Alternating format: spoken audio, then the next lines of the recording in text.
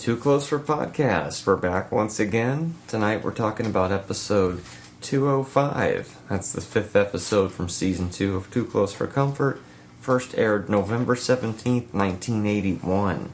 Now this was the 5th episode of the season, but its production number is 8. So technically, I guess in the story, it happens 2 weeks after the one we covered last time. But the beautiful thing about this show and a lot of sitcoms from this time period, they were designed to be watched in any order, pretty much. There's just a few storylines like Muriel being pregnant that would not make sense out of order, but I think you'd be able to figure out what happened. So anyway, tonight's episode, cleverly titled, What's Our Rush? I sounded like April when I said that. What's our rush? So we begin. Henry is up past midnight, working on the cosmic cow because he's worried about Muriel's test to see if the baby is healthy. The amniocentesis. Yeah. I didn't know how to spell that, so I didn't write that down. I just cheated by looking at the wiki. When Jackie rings the doorbell, she comes in and tells them that all the people at the bank are going on strike, or all the women are to get equal pay. So she's not going to be able to pay the rent. Henry's not that happy about that. And he goes, well, at least Sarah will pay her half.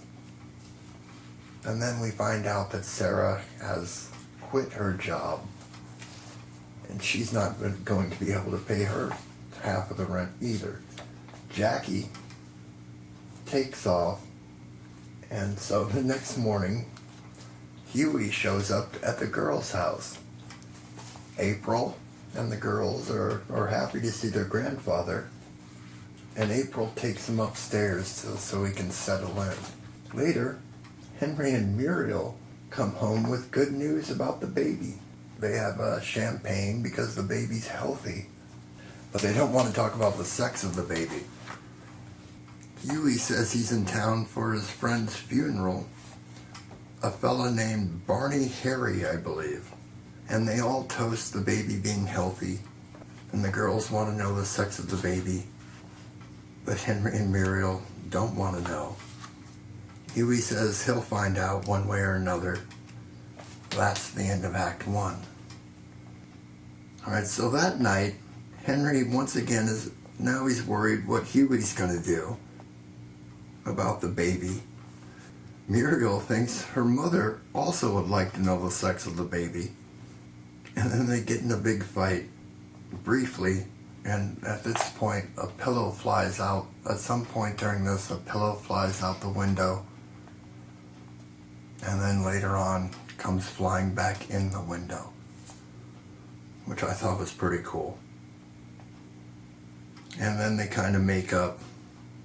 And then, meanwhile, Huey is sneaking out of the apartment with a flashlight and a bag of some sort. And meets up with Monroe. It's getting pretty good right now. So the next morning, Jackie tells her parents that the strike is over, but she's quit her job because Huey suggested that she go for her dream of being what would you say, a fashion designer? Yes. So that just sends Henry off. Henry tells Jackie, "Go wake Huey up. I got a bone to pick with him." So she goes off to wake him up. Comes back and says Huey hasn't slept in his bed. And then suggests that April says that they ought to call the police when the phone rings. I believe it was April. Who else would have? When the phone rings, and it's the police informing them that Huey is in jail. Yeah, it was a call from the police from Huey, and said that he's in jail with, what do you call him, Milton. We get many one-sided phone conversations throughout this series, but there's a nice handful of them, especially in the beginning, that are from the police. Or from the police department. Have you noticed this? Yeah, they couldn't afford this time to go to the jail. But it's implied that everybody rushes down to the police department to get Huey and Milton out of jail. Of course, it's Monroe. So that was Act 2. So then they return with Monroe and Huey, who were arrested for breaking into Dr. Connolly's office. Huey says if they'd asked the doctor about the sex of the baby in the first place, he wouldn't have had to go to jail. Or he wouldn't have had to break in. Huey says it's important to him to know the sex because he wants someone to carry on the family name. So Henry says, well, let's call the doctor and have him tell you. So they call the doctor. Huey gets on the phone and says that he wants Muriel to have a happy, healthy baby, and hangs up. And he says it's good enough that God knows what the sex of the baby. The end. Thank you very much. So it was a lot of drama about nothing, pretty much. Much ado about... That's another episode, I think. So, April was in this episode, but she didn't really do anything that changed the storyline, right? If anything, Huey was kind of like a pseudo interloper in this episode, showing up and changing things around again. I don't think any of the girls would have broken into a doctor's office.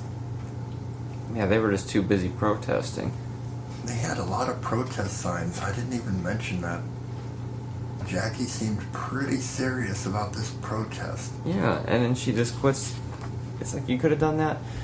This whole episode, even though I really like this one, it's full of you could have just done that in the first minute of the episode, and we could have avoided all of this, you know. Yep, I think so. We got another mention of Muriel's nameless mother, who we will not meet for another 11 episodes still. So, working our way towards the unnamed mother, who will be named at that time. You probably already know the name, but I'll leave some level of suspense if you don't, if you're playing along with us at home. Okay, Cosmic Cow. Henry was working late at night, and Sarah was wearing the Cosmic Cow sweater.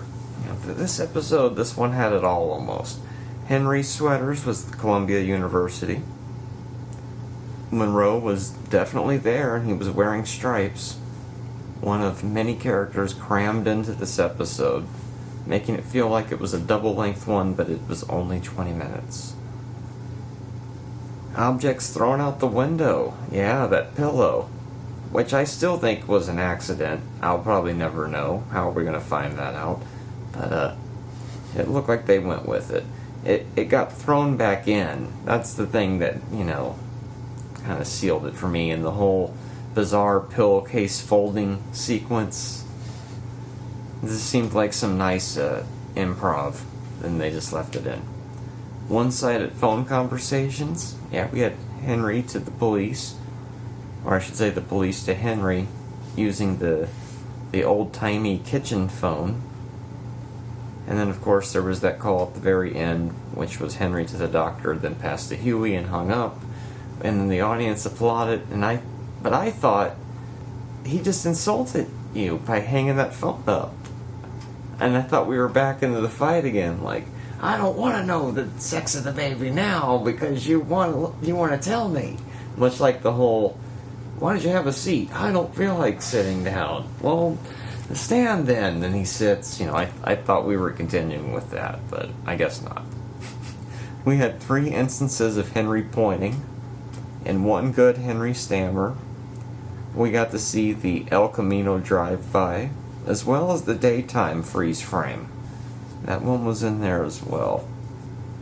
From what I recall, that one starts to get phased out.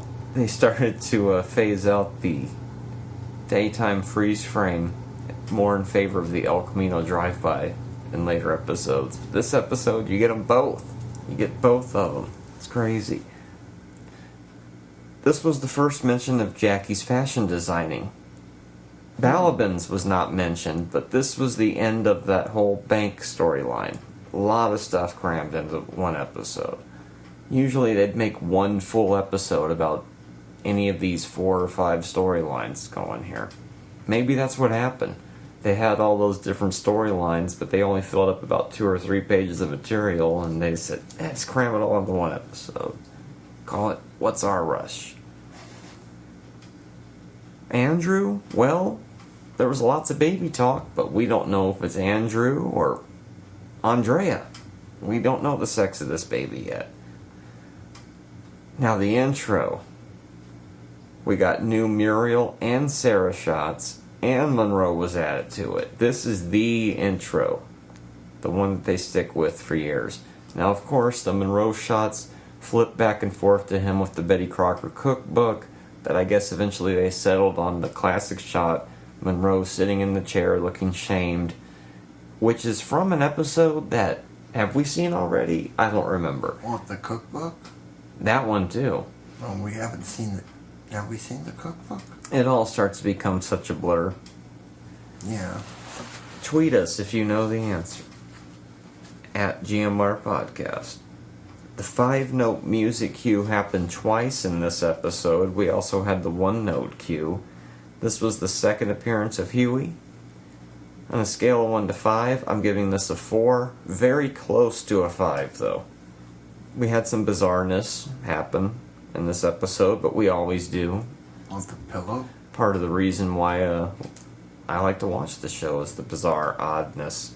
The pillow was... You could almost count that in there. You probably should count it. Well, what are you counting? I'm counting Monroe and Huey breaking into the doctor's office. That's just slaps. Yeah, we didn't. Of course, we don't see any of this. Yeah, no real consequences. Well, the Sitcom universe. the doctor decided not to press charges, so. And more talk of Muriel's mother, but still no name. What did we learn this week? Who's Milton? Monroe is an official member of the show with this episode, finally in the intro for Jim J. Bullock there. We learned that in sitcom land, doctors can be very forgiving. Yeah, you can break into the office, I don't care. This happens a couple times a week. You really wouldn't believe how often this exact scenario happens. Strike included. This episode does a good job of cramming all the characters into it. I will hand it to them for that. April's in her classic outfit. Mm-hmm. With the suspenders, the yellow headband.